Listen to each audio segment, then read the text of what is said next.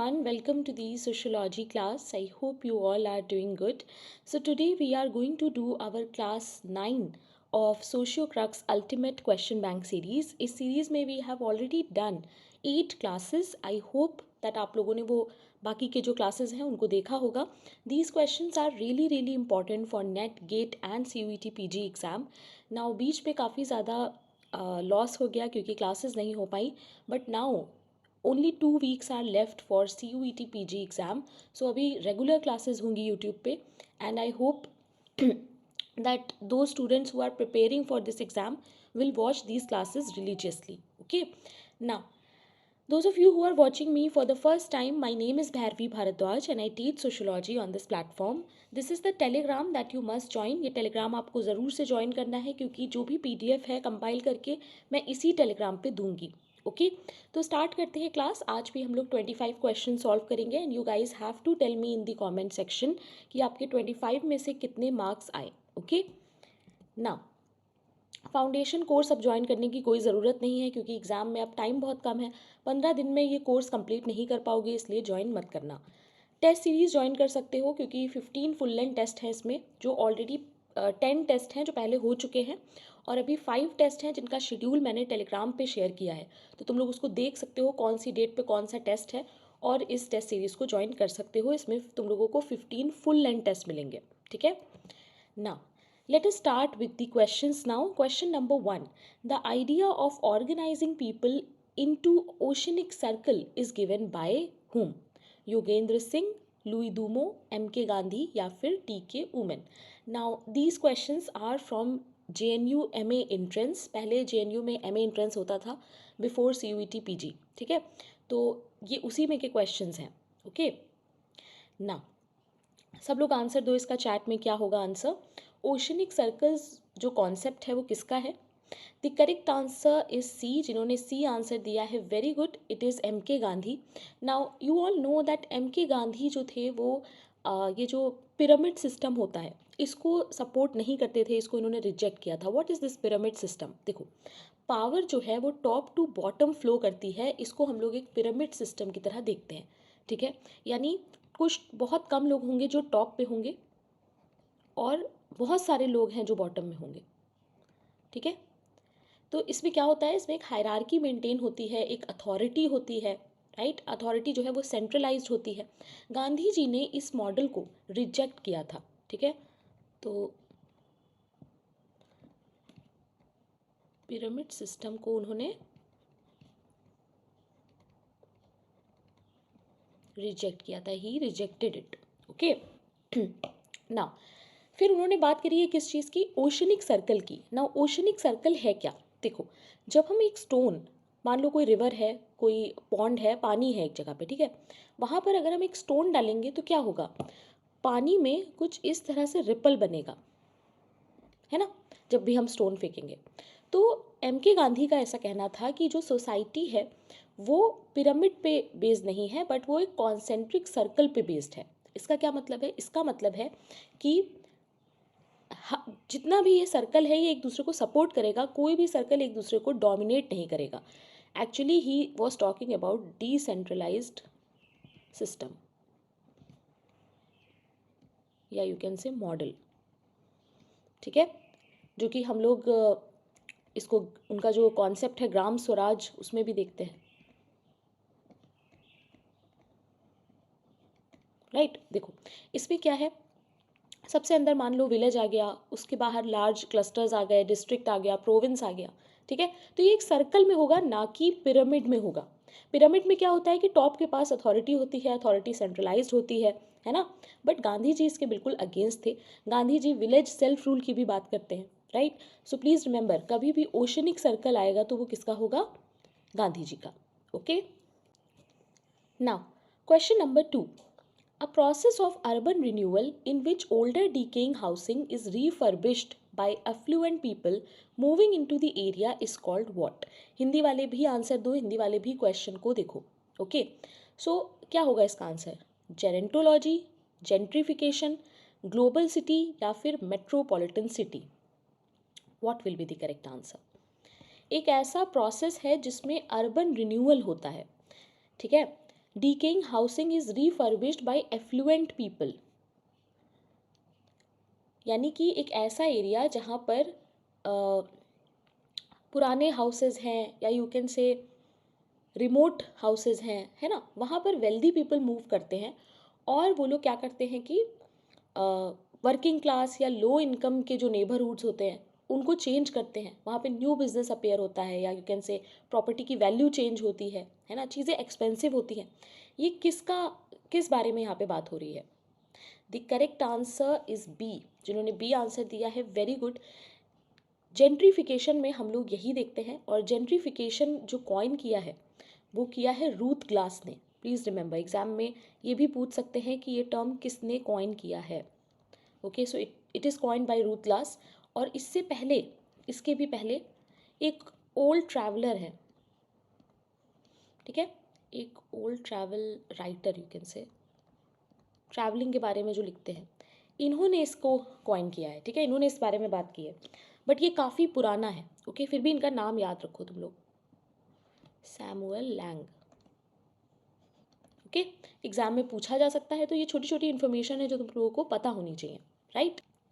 Now gerontology क्या होता है? Gerontology is a study of ageing, okay, या फिर एल्डरली पॉपुलेशन, तो ये चीज़ याद रखना।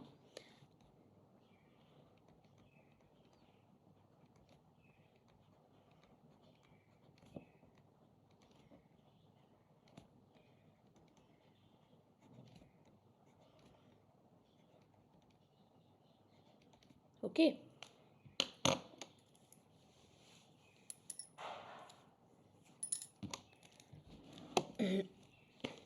अच्छा, ऐसा हो सकता है गाइस कि मेरी राइटिंग जो है वो ठीक ना आ रही हो, क्योंकि मेरा जो पेन टैब है वो चेंज हुआ है, तो मुझे थोड़ा टाइम लगेगा इस पर एडजस्ट होने में, ठीक है।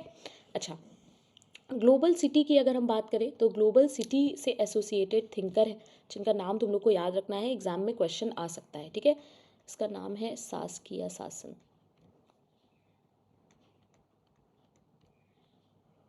ओके, इनकी फेमस बुक ही है द ग्लोबल सिटी। ओके, 1991 की बुक है, प्लीज़ रिमेंबर, जब इन्होंने ये ग्लोबल सिटी का कॉन्सेप्ट दिया था। ग्लोबल सिटी एक्चुअली है क्या? एक सिटी जो कि बहुत ज़्यादा इंपॉर्टेंट रोल प्ले करती है वर्ल्ड की इकोनॉमी में, या फिर सारे वर्ल्ड को वो कनेक्ट करती है, जैसे न्यूयॉर्क हो गया, लंदन हो गया, टोक्यो हो गया, ये सारे जो है वो ग्लोबल सिटी है। और ग्लोबल सिटी को हम लोग और नामों से भी जानते हैं गाइस, तो एग्ज़ाम में अगर आएगा पावर सिटी, ठीक है, या फिर वर्ल्ड सिटी, या फिर कभी कभी अल्फ़ा सिटी आ जाता है,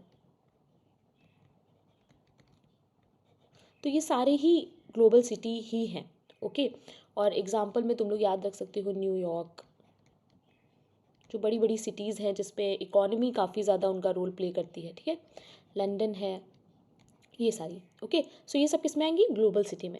मेट्रोपॉलिटन सिटी कौन सी होती है? यू गाइस नो, जहाँ पर जैसे इंडिया के केस में ऐसा एरिया जहाँ पे 10 लाख से ज़्यादा पॉपुलेशन है, वो एक मेट्रोपॉलिटन सिटी हो जाती है। ओके गाइस, तो ये सारी चीज़ें याद रखना, कोई भी डाउट हो तो मुझे कॉमेंट में ज़रूर बताना। नाउ क्वेश्चन नंबर 3 देखो, which of the following is a part of the theological stage of mental and social development as enunciated by August कोंत?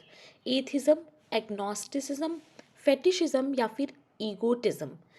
We all know that August Comte talks about 3 stages, and इनका जो law of 3 stages है, it is a very important topic. यहाँ से एक ना एक question आता है और ईजी आता है। एक बार अगर ये टॉपिक पढ़ लोगे तो इसका कोई भी क्वेश्चन तुम लोग कर लोगे। सो ये बात करते हैं कि कैसे जो सोसाइटी है या ह्यूमन माइंड है वो पास करता है 3 स्टेजेस से। पहली स्टेज है थियोलॉजिकल, दूसरी मेटाफिजिकल, तीसरी पॉजिटिव, ठीक है। अब यहाँ पर जो हमसे स्टेज पूछी गई है वो है थियोलॉजिकल स्टेज।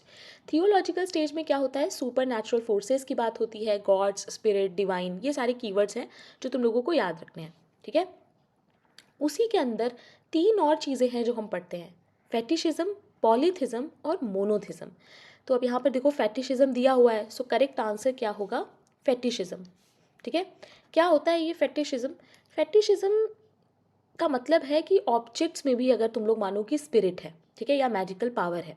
जैसे मैंने कमोडिटी फेटिशिज्म का टॉपिक जो है वो यूट्यूब पे ही पढ़ाया था, आई होप तुम लोगों ने देखा होगा, अगर नहीं देखा है तो प्लीज़ उसको देखना, it is very very important, ठीक है। ये फेटिशिज्म जो है अर्लीस्ट फॉर्म है थियोलॉजिकल का, ठीक है। इसके बाद आया पॉलीथिज्म जहाँ पर मेनी गॉड्स पे बिलीव हुआ, और उसके बाद मोनोथिज्म आता है जिसमें कि हम लोग एक गॉड पे फोकस करते हैं, ठीक है। तो मैं तुम लोगों को देखो बता देती हूँ। Auguste Comte talks about law of 3 stages, right. कौन कौन से वो 3 स्टेजेस है जिसके बारे में इन्होंने बात की है? Theological, metaphysical and positive. Question में क्या फोकस किया गया है? थियोलॉजिकल। सो थियोलॉजिकल के कुछ इंपॉर्टेंट कीवर्ड्स हैं जो तुम लोग याद रखना, जो कि मैंने तुम लोगों को अभी बताया, जैसे कि सुपर नेचुरल फोर्सेस, ठीक है। इसके अलावा गॉड, स्पिरिट, ओके, और क्या बोला था मैंने? Divine, right. ये सारे हैं जो किस में आएंगे? थियोलॉजिकल में, ओके। फिर आता है इसमें 3 पार्ट्स जिस पे ये बात करते हैं। पहला कौन सा है? फेटिशिज्म।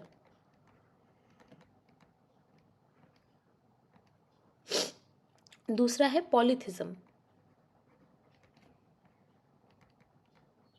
और लास्ट में आएगा मोनोथिज्म, ठीक है। फेटिशिज्म मैंने बताया अर्लीस्ट फॉर्म है ये,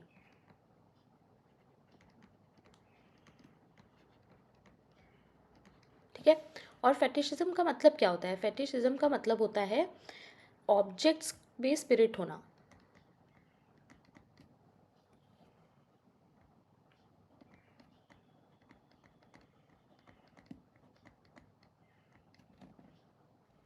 या फिर we can say magical powers,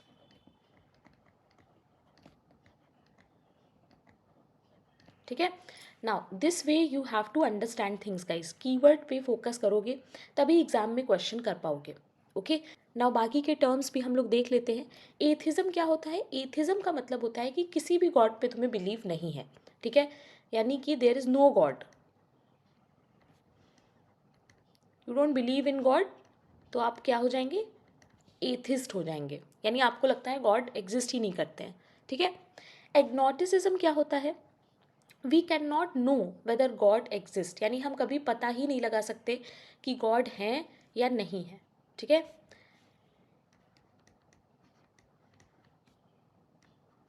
ये सब टर्म है जो इम्पॉर्टेंट है, क्योंकि ऑलरेडी देखो पूछे गए हैं एग्जाम में, तो तुम लोगों से अगेन पूछा जा सकता है, ठीक है।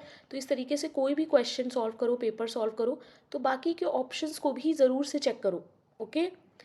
ये लोग क्या कहते हैं कि we can not know whether God exist, ठीक है। अब यहाँ पर क्वेश्चन भी पूछ सकते हैं कि ये लोग क्वेश्चन करते हैं ये चीज़, ओके ना।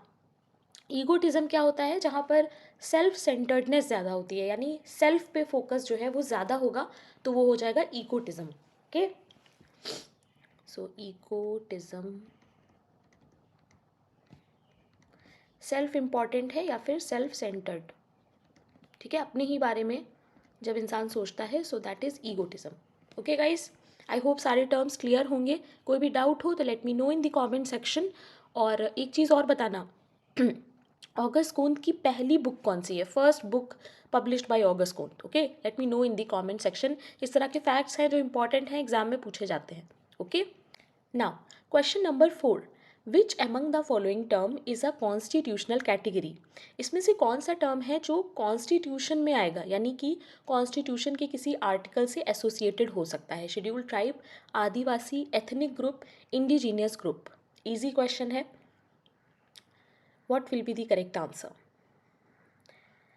आई होप सब लोग चैट पे आंसर दे रहे होंगे। The correct answer is A. जिन्होंने ए आंसर दिया है, very good. Schedule tribe is the correct answer, and we all know that schedule tribe के बारे में आर्टिकल 342 में बात हुई है, ठीक है। ये भी याद रखना, एग्जाम में पूछ सकते हैं, okay. Article 342 of Indian constitution, ठीक है। इसी के अंदर इसको लीगल एडमिनिस्ट्रेटिव कैटेगरी में डाला गया है, जहाँ पर reservation, political representation, protective safeguard, welfare schemes, ये सब पे बात होती है। नाउ आदिवासी क्या होता है? आदिवासी का मतलब होता है ओरिजिनल इनहैबिटेंट्स, ठीक है। ये कॉन्स्टिट्यूशनल नहीं है, प्लीज़ रिमेंबर।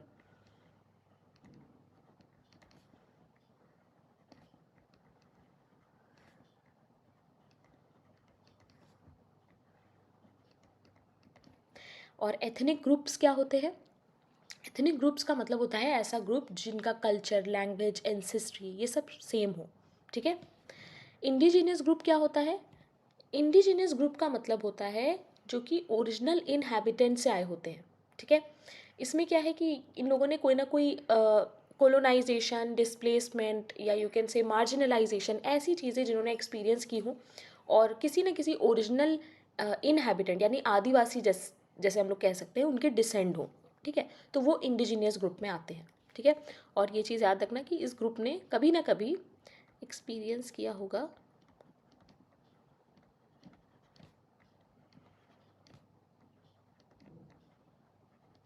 कोलोनाइजेशन, ठीक है, या फिर डिस्प्लेसमेंट,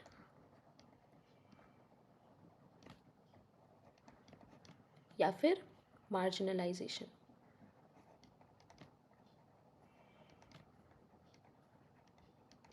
ना तुम लोगों का होमवर्क ये है कि तुम लोगों को इन तीनों की डेफिनीशन देखनी है कि क्या है, कोलोनाइजेशन की डेफिनेशन में क्या क्या है, डिस्प्लेसमेंट में क्या है, मार्जिनलाइजेशन में क्या है, ठीक है।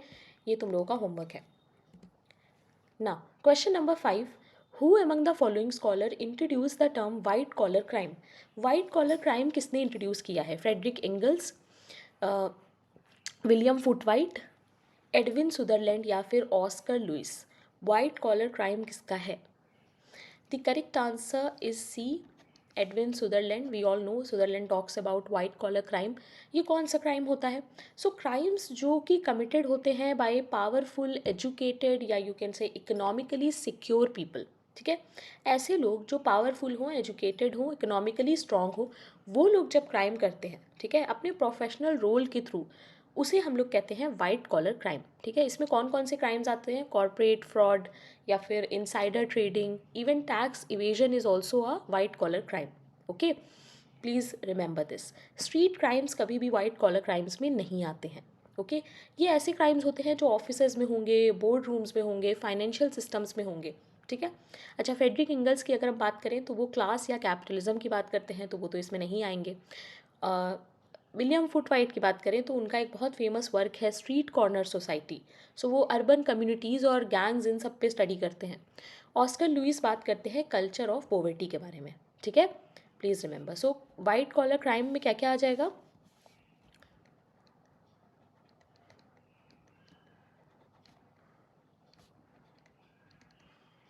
वाइट कॉलर क्राइम में कौन कौन से क्राइम्स आ सकते हैं? टैक्स इवेजन है, ठीक है, कॉर्पोरेट क्राइम्स हैं जो कि ऑफिसेज में होते हैं, राइट। और ये वो वाले क्राइम होते हैं जो कौन करता है? पावरफुल एजुकेटेड पीपल,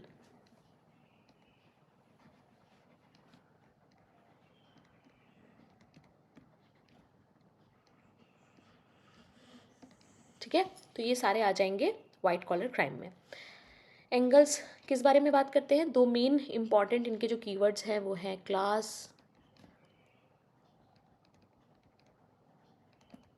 कैपिटलिज्म, ठीक है। विलियम फुटवाइट बात करते हैं स्ट्रीट कॉर्नर सोसाइटी, ठीक है। He studies on urban communities and gangs,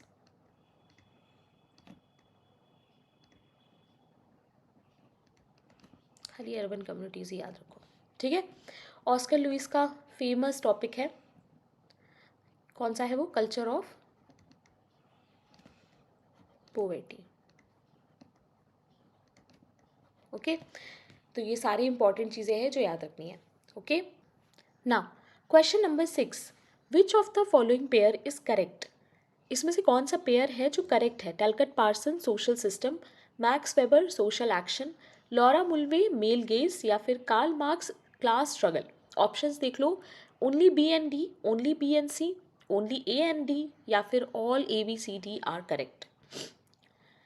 easy question है। आई want every one of you to comment और give me answer in the chat. What will be the correct answer? So the correct answer here is D. जिन्होंने D answer दिया है very good. सारे ही जो pairs हैं वो सही है। पार्सन्स बात करते हैं सोशल सिस्टम के बारे में। पार्सन्स का ये फाउंडेशनल टेक्स्ट है स्ट्रक्चरल फंक्शनलिज्म पे, ठीक है।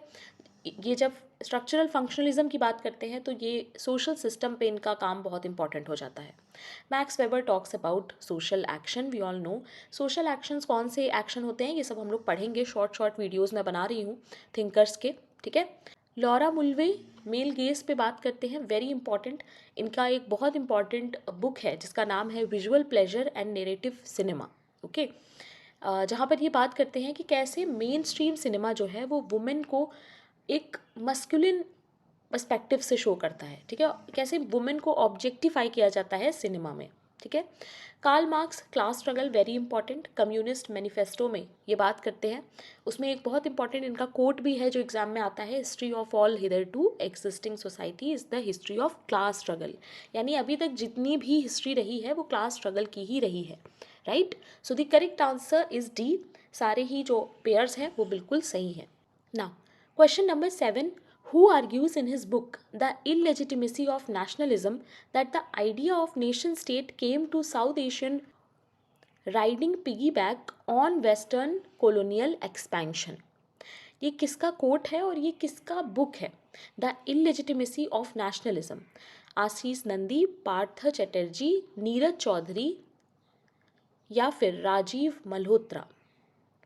What will be the correct answer? So यहाँ पर करेक्ट आंसर जो है, आई होप बहुत सारे स्टूडेंट्स को पता होगा। इफ़ नहीं पता है, नेट लेवल क्वेश्चन है ये, तो कोई प्रॉब्लम नहीं है। देखो, the book that is the illegitimacy of nationalism is a famous book written by Ashis Nandy, okay. So Ashis Nandy की ये बुक है। ये बात करते हैं कि कैसे जो नेशन स्टेट का कॉन्सेप्ट है वो हमारा नहीं है, वो साउथ एशिया से आया है, ठीक है। ये वेस्टर्न कॉलोनियल एक्सपेंशन से आया है, ठीक है। ये जो कॉलोनाइज्ड एलिट्स थे इन्होंने इसको अडॉप्ट किया था, ओके। ये जितने भी टर्म्स हैं, सोवरेनिटी या नेशन स्टेट, सेंट्रलाइज अथॉरिटी, ये सब हमारा नहीं है, ये सब कॉलोनियल एक्सपेंशन की वजह से आया, यानी वेस्टर्न की तरफ से ही आया, ठीक है। तो आशीष नंदी का ये फेमस कोट है, प्लीज़ रिमेंबर, एंड ये बुक का नाम भी याद रखना। इसके अलावा पार्थ चटर्जी की भी बुक है the nation and it's fragments, इनकी भी काफ़ी फेमस बुक है, ठीक है।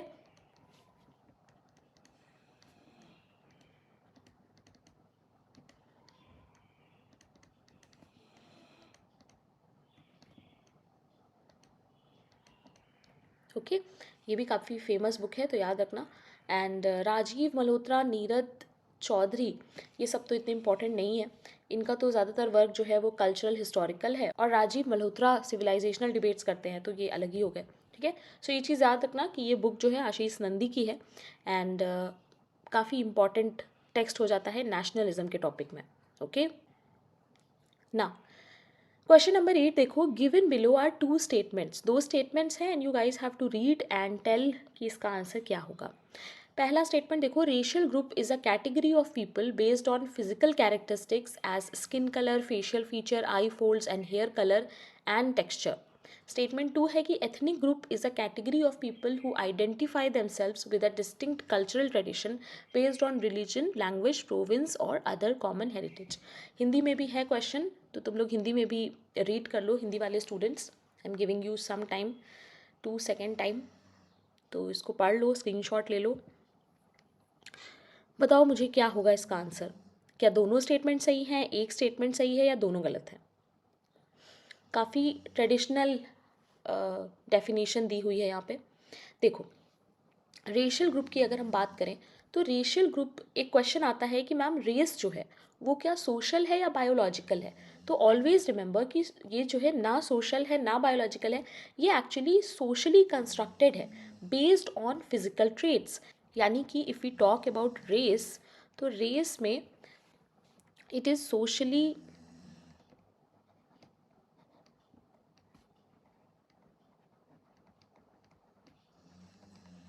ठीक है, सोशली कंस्ट्रक्टेड है based on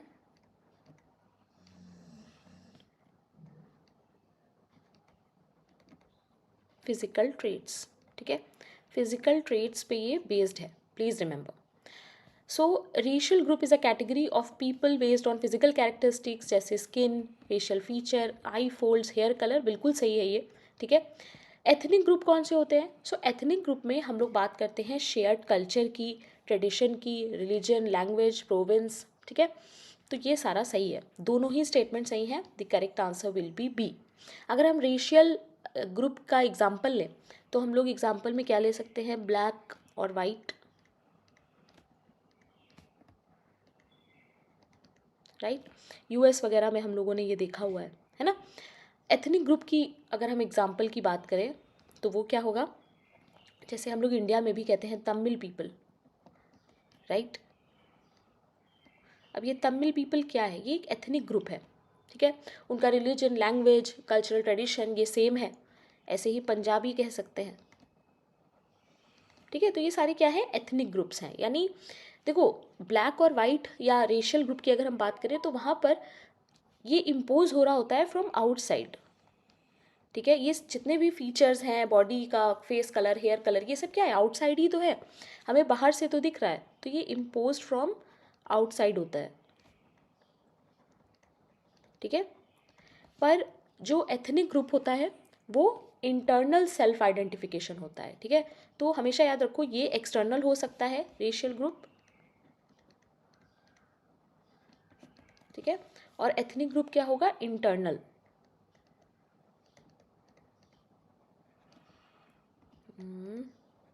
self identification,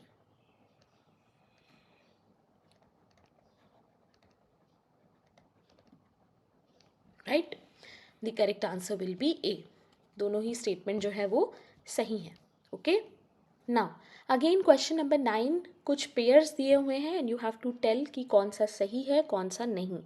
so sociologist के नेम है, कॉन्सेप्ट है, G.H. Mead, symbolic interactionism, Charles Cooley, looking glass self है गाइस ये, okay. Herbert Blumer, I and me, Anthony Giddens, structuration. Options देख लो, A and B, C and D, B and D, A and C, इस तरह के questions आते हैं। सो कौन सा इसमें से सही होगा? Which pair are true?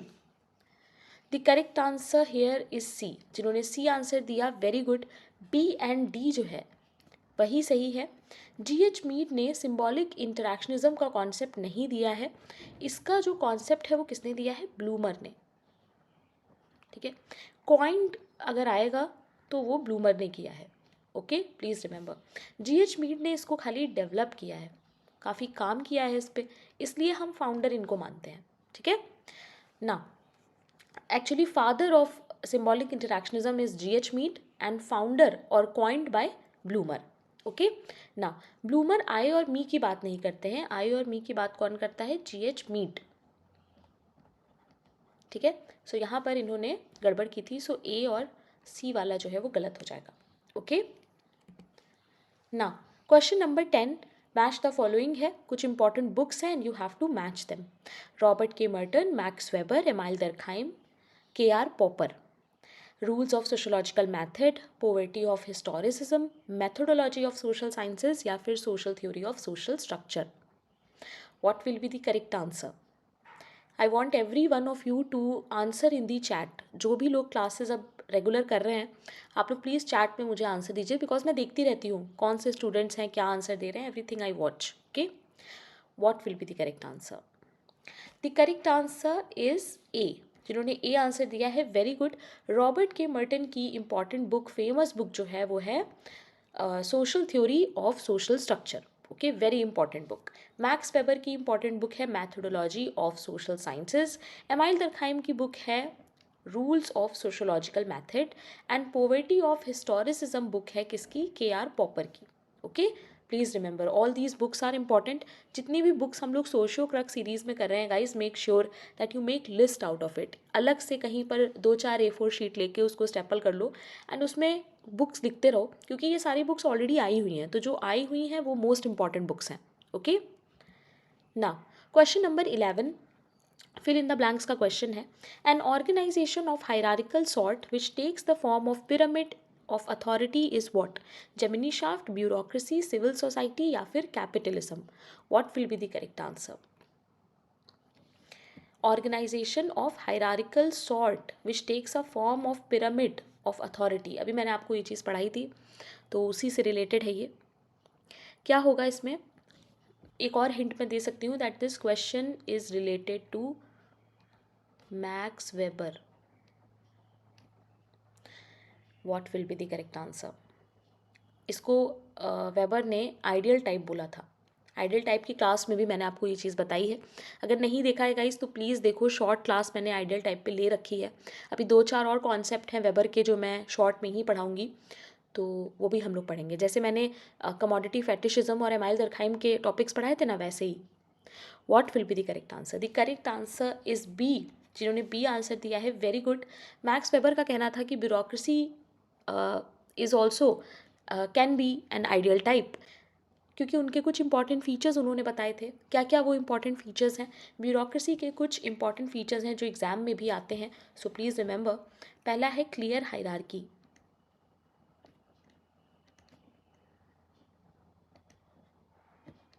ठीक है। दूसरा है division of labour, very important, okay. तीसरा क्या है? रिटन रूल्स और रेगुलेशन होते हैं।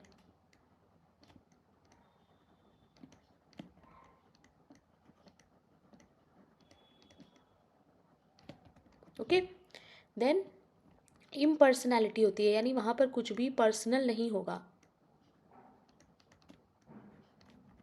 ओके। और मेरिट बेस्ड अपॉइंटमेंट होता है।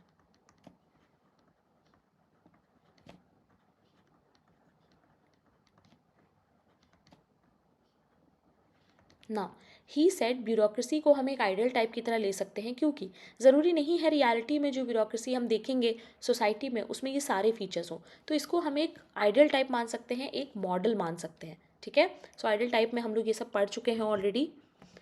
Now question number 12, Trobriand islanders practice a particular kind of dormitory that is known as what?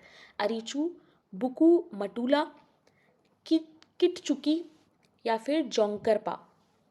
What will be the correct answer?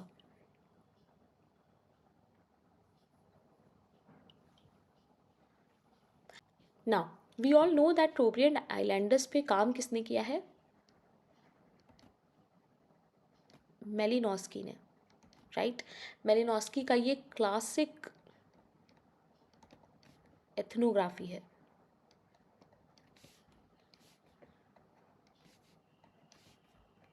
Okay.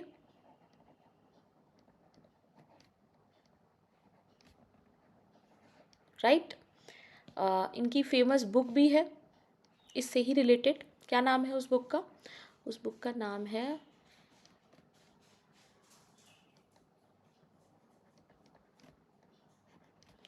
आर्गोनॉट्स of the western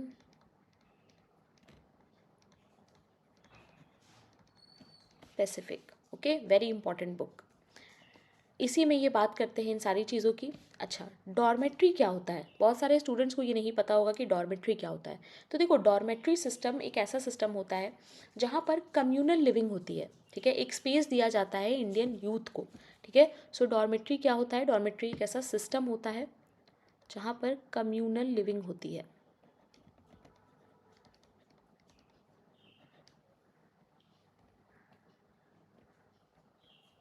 या we can say communal living space for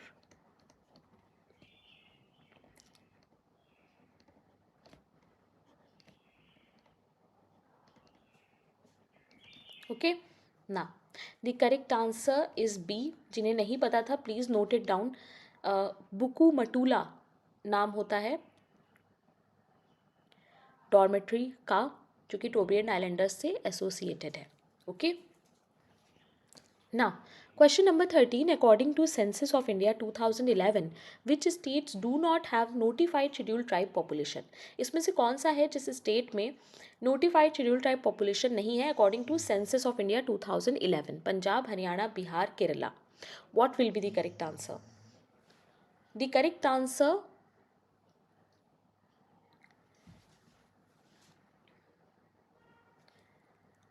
a and B only, A B C, A B C D, या फिर B C D? What will be the correct answer? The correct answer here is A. Please note it down. G K question है, important है। पंजाब और हरियाणा ये 2 ऐसे states हैं जहाँ पर कोई भी notified scheduled tribe according to census नहीं दी हुई है, ठीक है। अच्छा, ये नोटिफाइड शेड्यूल्ड ट्राइब्स है क्या? Notified means officially listed under article 342, ठीक है। तो ऐसी कोई भी ट्राइब्स ऑफिशियली लिस्टेड नहीं है according to 2011 census, okay, please remember. Now, question number 14. Which of the following scholar has described the model of secularism in India as a principled distance?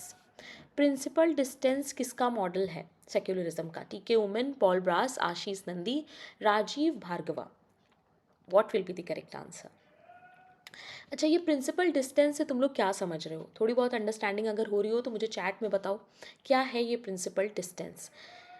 वैसे तो ये कॉन्सेप्ट डी राजीव भार्गवा का है, सो जिन्होंने Rajiv Bhargava answer दिया, very good. देखो, western secularism में क्या होता है, उनका जो यूएस का मॉडल है वो कहता है कि स्टेट जो है उसको स्ट्रिक्ट सेपरेशन रखना है रिलीजन से, और इसको हम लोग वॉल ऑफ सेपरेशन के नाम से भी जानते हैं. ये यूएस मॉडल की बात मैं कर रही हूँ, ठीक है.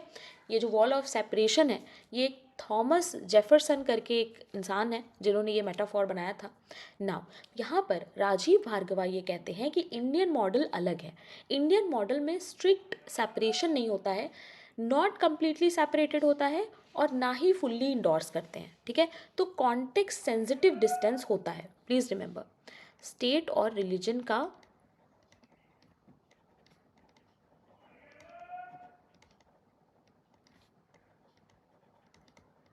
Context specific distance, okay. अच्छा, क्या है ये कॉन्टेक्स्ट स्पेसिफिक डिस्टेंस? तो देखो, तुम लोगों ने देखा होगा कि कभी भी कोई ऐसी इक्वालिटी से रिलेटेड या इनइक्वालिटी से रिलेटेड कोई बात होती है तो वहाँ पर स्टेट इंश्योर करता है कि चीज़ें सही हों, तो वो मैटर्स में इंटरवीन करता है, ठीक है. तो हमारे यहाँ क्या है कि ये जो इंटरफेरेंस है ये गाइडेड बाय कॉन्स्टिट्यूशनल प्रिंसिपल होगा, यानी कॉन्स्टिट्यूशन के अगेंस्ट अगर कोई बात होगी या कोई जाएगा तब हमारा जो स्टेट है वो इंटरफेयर कर सकता है. तो यहाँ पर कम्प्लीटली सेपरेट नहीं है, बट बाकी सारी चीज़ों में जो है सेपरेट रहेंगे. इस मॉडल को कहते हैं principle distance, okay. Now T K Oommen की अगर हम बात करें तो वो बात करते हैं प्लूरलिज्म, आइडेंटिटी, कम्युनलिज्म पे. Paul Brass is a very important thinker in your ethnicity, ठीक है. कुछ चीज़ें तुम लोग को देखो पता होनी चाहिए ताकि अगर बुक भी आए तो तुम लोग टाइटल देख के समझ जाओगे किसने लिखी है, ठीक है. और आशीष नंदी का तो मैंने अभी तुम लोग को बताया ही था. So the correct answer will be D, that is Rajeev Bhargava.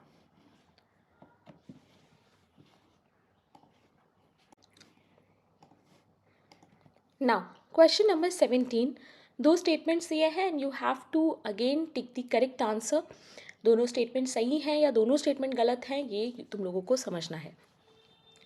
सो पहला स्टेटमेंट है कि sex ratio is defined as male per 1000 females. Internationally अगर हम देखें तो सेक्स रेशियो को कैसे डिफाइन करते हैं? मेल्स पर 1000. इंडिया में क्या देखते हैं? फीमेल्स पर 1000. तो क्या ये दोनों स्टेटमेंट सही हैं? This question is related to your demographic reporting. Demography से रिलेटेड क्वेश्चन है. अच्छा, पॉपुलेशन टर्म्स और जितने भी ये डेमोग्राफी टर्म्स होते हैं जैसे सेक्स रेशियो है और भी बहुत सारे रेशियो है, फर्टिलिटी रेशियो, डेथ रेशियो, ये सारी चीज़ें तुम लोगों को पता होनी चाहिए, ठीक है. What will be the correct answer? The correct answer is ए. दोनों ही स्टेटमेंट सही है. जिन्होंने ए आंसर दिया है, वेरी गुड. देखो, इंटरनेशनली अगर हम देखें तो जो सेक्स रेशियो होता है वो मेल पर 1000 फीमेल्स होता है, ठीक है. क्यों? क्योंकि फॉरेन में ऐसा कोई जेंडर इम्बैलेंस नहीं है जैसा इंडिया में है. इंडिया में क्या देखने को मिलता है कि बहुत ज़्यादा जेंडर बैलेंस नहीं है, जेंडर इम्बैलेंस है, यानी कि फीमेल्स जो है उनकी शॉर्टेज है ना. ये चीज़ याद रखना, एग्जाम में क्वेश्चन आ सकता है, ठीक है. काफ़ी इंपॉर्टेंट फैक्ट है, तो please remember, okay. Denominator change करने से पूरा परसेप्शन यहाँ पर चेंज हो रहा है, okay. And this is question number 15, not 17, okay. Now, the problem of whether the data collected is a true picture of what is being studied is a question of what? Degree of freedom, frequency, reliability या फिर validity. Question पूछ रहा है कि जो data collect हुआ है वो ट्रू पिक्चर है कि नहीं, जिसकी हम स्टडी कर रहे हैं. ये बात किस में हो सकती है? Now validity and reliability both are very important concept, and यहाँ पर जो करेक्ट आंसर है वो क्या है? It is validity. सो जिन्होंने डी आंसर दिया है, वेरी गुड. देखो, वैलिडिटी में एक्चुअली क्या होता है कि हम जो मेजर कर रहे हैं, क्या हम लोग वही मेजर कर रहे हैं जो हम लोग मेजर करना चाहते हैं. जैसे मैं तुम लोग को एक एग्जांपल देती हूँ. अगर मान लो मैं सोशल क्लास को मैं मेजर करना चाहती हूँ, लेट्स से, ठीक है. अब मैंने वहाँ पर सिर्फ और सिर्फ इनकम के बारे में लोगों की पूछा, ठीक है. तो क्या सिर्फ इनकम जानने से मुझे लोगों का क्लास पता चल सकता है? मैंने occupation, education, let's say power, lifestyle, ये सारे डायमेंशंस को मिस कर दिया. तो मेरा जो डेटा है वो वैलिड नहीं होगा, राइट, क्योंकि मैंने सिर्फ और सिर्फ इनकम पे फोकस किया. तो यहाँ पर validity is equal to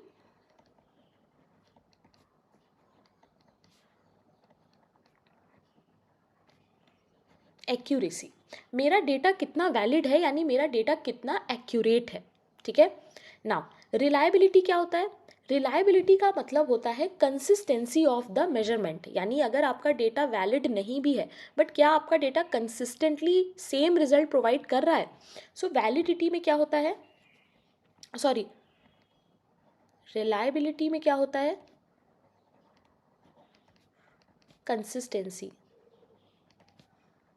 consistency of measurement. बहुत फेमस एग्जाम्पल है जो तुम लोगों को बुक्स में भी मिल जाएगा, कि मान लो मेरे पास एक वॉच है, ठीक है. एक वॉच है जो 10 मिनट स्लो टाइम बताती है. हर बार टाइम जो उसमें होता है वो 10 मिनट पीछे का बताती है.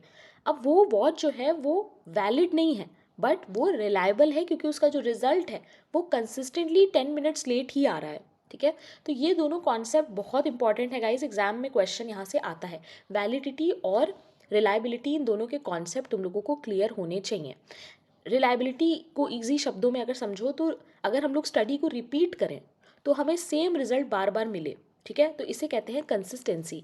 और अगर हमें सही रिजल्ट मिल रहा है हर बार तो वो वैलिडिटी होता है, ठीक है. ना question number 17, who among the following tribe was studied by WHR river. कौन सी ट्राइब है जिसपे स्टडी किया था WHR रिवर्स ने? Gond, Toda, Ho, Naga. Important question. The correct answer is B, please remember, ठीक है. इस तरह के क्वेश्चन जिस पे ऑलरेडी पूछा जा चुका है, ये क्वेश्चंस एग्जाम में आते हैं, ठीक है. अब नेक्स्ट टाइम तुम लोगों से ये क्वेश्चन रिपीट करके पूछ सकते हैं. तो किसने कहाँ पे स्टडी किया है इसका भी एक नोट बनाते रहो अलग. थोड़े थोड़े तुम लोगों को नोट्स बनाने पड़ेंगे, ताकि एक ही जगह पे तुम्हारा अच्छे से कवर हो जाए सब कुछ. एक लिस्ट बन जाएगी कि अच्छा WHR रिवर्स ने टोडा पे स्टडी किया है, ठीक है, इन्होंने कहीं और पे स्टडी किया है. तो इस तरीके से थिंकर्स और उनके वर्क्स कहाँ पे उन्होंने स्टडी किया है, जैसे ही कोई क्वेश्चन मिले उसको अलग से नोट कर लो, ठीक है. तो ये तुम लोगों को याद रहेगा. ना टोडा ट्राइब जो है वो नीलगिरी हिल्स में बिलोंग करते हैं. ये एक स्मॉल पेस्टोरल ट्राइब होती है, ठीक है. अच्छा, इनका वर्क एथनोग्राफिक वर्क है और इनकी बुक का नाम ही है the Todas. Okay, please remember. Now, question number 18. Which among the following language is not declared as classical language by Government of India?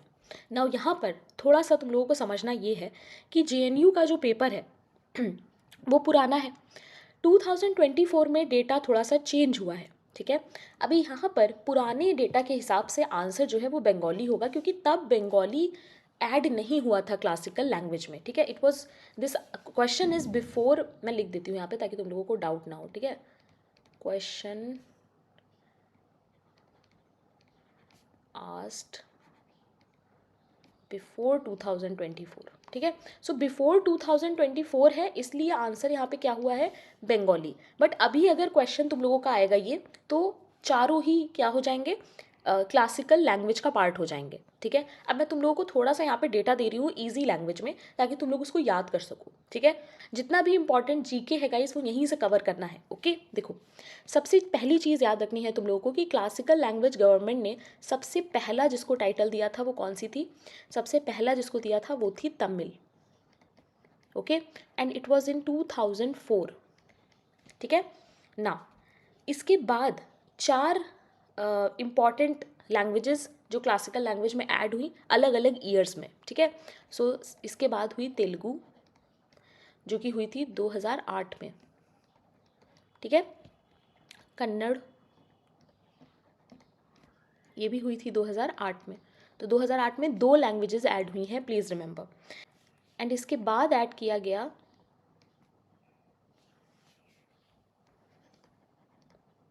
Malayalam को 2013 में।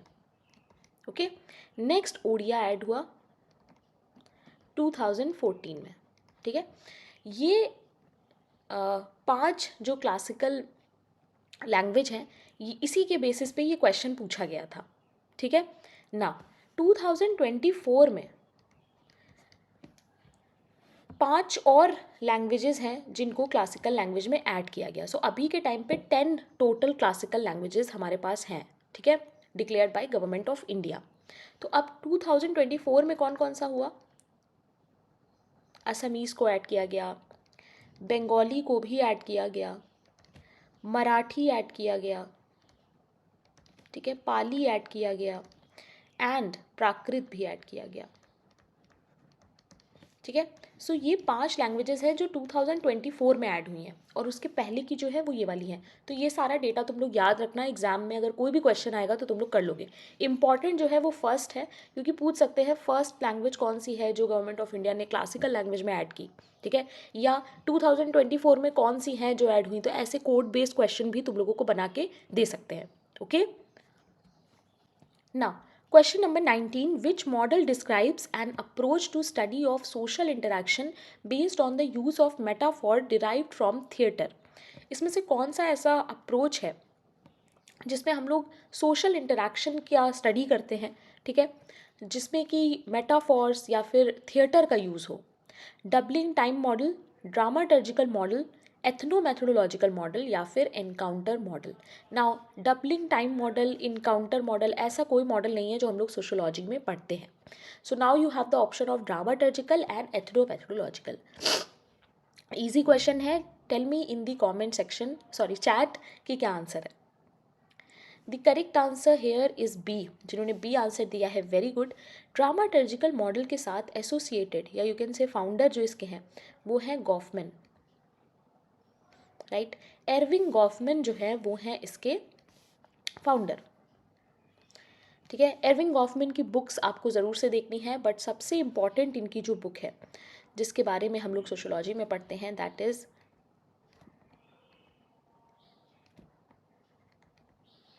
The presentation of self in everyday life. ठीक है, कब आई थी ये बुक? 1956 में। ओके, वेरी इंपॉर्टेंट बुक ना। ये कहते हैं इन्होंने थिएटर को एक मेटाफॉर की तरह यूज़ किया है ताकि सोशल इंटरेक्शन को एक्सप्लेन कर सके। ये कहते हैं कि जो सोशल लाइफ है वो एक स्टेज परफॉर्मेंस जैसी होती है, ठीक है, जिसमें हम लोग एक्टर्स होते हैं, सोसाइटी ऑडियंस होती है, और जो एवरीडे सिचुएशंस होती हैं वो हमारे स्टेजेस होते हैं। ठीक है, हम लोग इम्प्रेशन को मैनेज करते हैं। इन्होंने 2 और बातें इसमें हमें बताई हैं, दैट इज़ फ्रंट स्टेज और बैक स्टेज। ये भी एग्जाम में आता है तो तुम लोग याद रखना। ठीक है, फ्रंट स्टेज और बैक स्टेज भी होता है। फ्रंट स्टेज कौन सा होता है? फ्रंट स्टेज का मतलब होता है वो रोल्स जो हम पब्लिक में परफॉर्म करते हैं।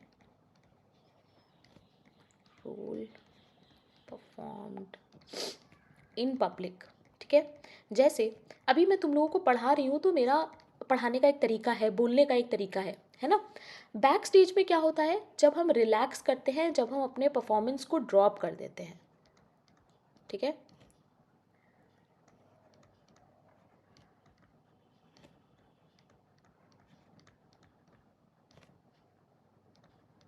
जैसे कि मान लो अभी मैं अपने घर पे हूँ, ठीक है, जैसे मेरी तबीयत ख़राब थी अभी कुछ दिन पहले, तो मैं नहीं एज अ टीचर अपना रोल प्ले कर पा रही थी, है ना। तो मैं क्या थी, मैं बैक स्टेज पे थी काफ़ी टाइम तक, मैं रिलैक्स कर रही थी, मैं मेडिसिन ले रही थी, रेस्ट कर रही थी, तो मैंने अपना जो परफॉर्मेंस है उसको ड्रॉप कर दिया था, राइट।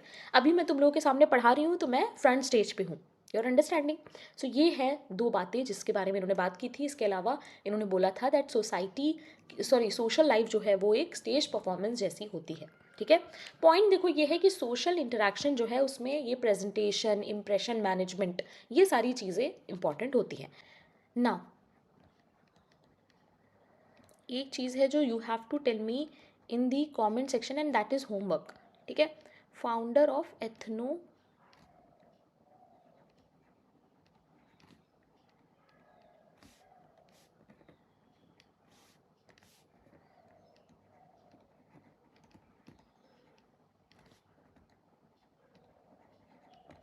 तुम लोगों को मुझे कमेंट में बताना है कि एथनोमेथोडोलॉजिकल के फाउंडर कौन है, ठीक है? That is your homework. Now, question number 20. Who among the following has defined sociology as a science which attempts interpretative understanding of social action in order thereby to arrive at a causal explanation of its course and effects? दो important keywords हैं जो यहाँ पर मिल गए हैं. Emile Durkheim, Karl Marx, Max Weber या फिर Talcott Parson. What will be the correct answer? Easy question है.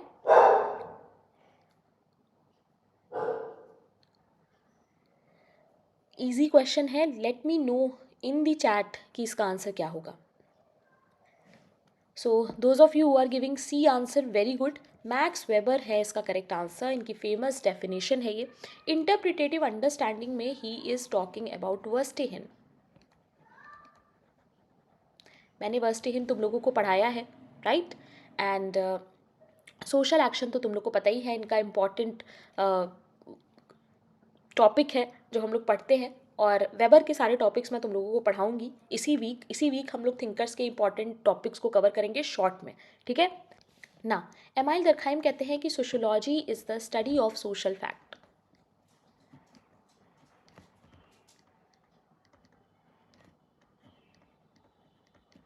ठीक है. और कार्ल मार्क्स क्या कहते हैं? सो कार्ल मार्क्स फोकस करते हैं क्लास स्ट्रगल पे, मटेरियल कंडीशंस पे, राइट? टेलकट पार्सन्स तो अलग ही है, वो स्ट्रक्चरल फंक्शनलिज्म की बात करते हैं, right? Now, question number 21. The discipline of sociology was initially described as social physics in writings of. Very easy question. Max Weber, Auguste Comte, Karl Marx, Saint Simon. इसका answer तुम लोग ही मुझे दोगे. बताओ इसका आंसर क्या होगा. The correct answer is B. जिन्होंने बी आंसर दिया, वेरी गुड. और जिनको ये क्वेश्चन नहीं पता है भाई, बेसिक्स पढ़ो. बेसिक्स तुम लोगों को नहीं आते हैं अगर ये क्वेश्चन नहीं पता. ईजीएस्ट क्वेश्चन है ये, ठीक है? ऑगस्ट कोन जो थे वो सोसाइटी को साइंटिफिक प्रिंसिपल्स की तरह पढ़ना चाहते थे. जैसे हम लोग साइंस पढ़ते हैं वैसे ही वो सोशोलॉजी पढ़ना चाहते थे. इसीलिए उन्होंने इसका नाम पहले सोशल फिजिक्स रख दिया था. Okay. Now question number 22. Match the following. दो लिस्ट दी हैं and you have to match. Kinship terminology, hunting gathering, rules of marriage, belief and ritual, economic system, consanguineal and affinal, religious activities, endogamy and exogamy. What will be the correct answer? The correct answer is D. Kinship terminology, consanguinal and affinal, rules of marriage, endogamy, exogamy, ये सब मैं पढ़ा चुकी हूँ. I am not going to repeat. Economic system कौन सा हो सकता है? So hunting and gathering. और रिलीजियस एक्टिविटी में आ जाएगा हमारा बिलीफ एंड रिचुअल्स. सो अगर थोड़ा भी तुम लोगों की अंडरस्टैंडिंग है इन सारे टर्म्स में तो तुम लोग ऐसे ईजी क्वेश्चन कर लोगे. ओके ना? कोई भी डाउट हो तो मुझसे कॉमेंट में पूछ सकते हो. ओके. Question number 23. बुक्स हैं और कुछ ऑथर्स हैं. सो हम लोग इसको मैच कर लेते हैं क्योंकि इंपॉर्टेंट बुक्स हैं. ठीक है. क्या होगा इसका आंसर बताओ. एक बार ट्राई करो अपने एंड से भी. चैट में सब लोग इसका आंसर दो.